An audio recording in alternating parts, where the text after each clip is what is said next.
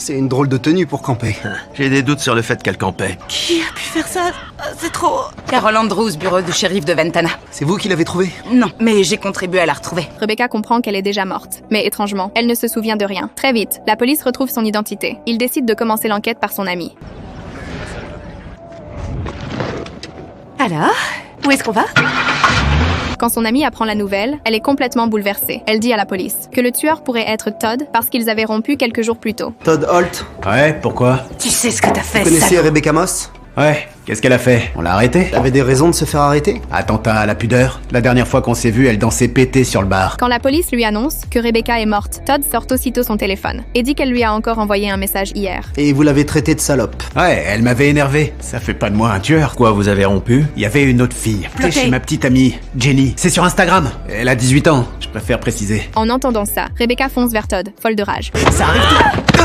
Il est malade!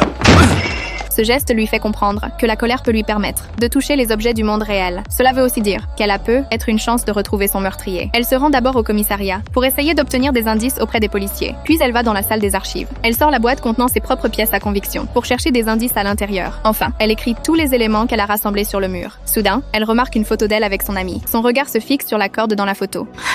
Putain, c'était quoi ça? Tu sais que je t'aimais beaucoup. Il y a des trucs que j'ai dit qu'à toi et que j'ai jamais dit à personne d'autre. C'était quoi? T'étais jalouse? Tu voulais faire comme moi et enchaîner les relations foireuses? Habiter dans un appartement minable et détester ton boulot? Tu fais quoi? Rien du tout, c'est juste que...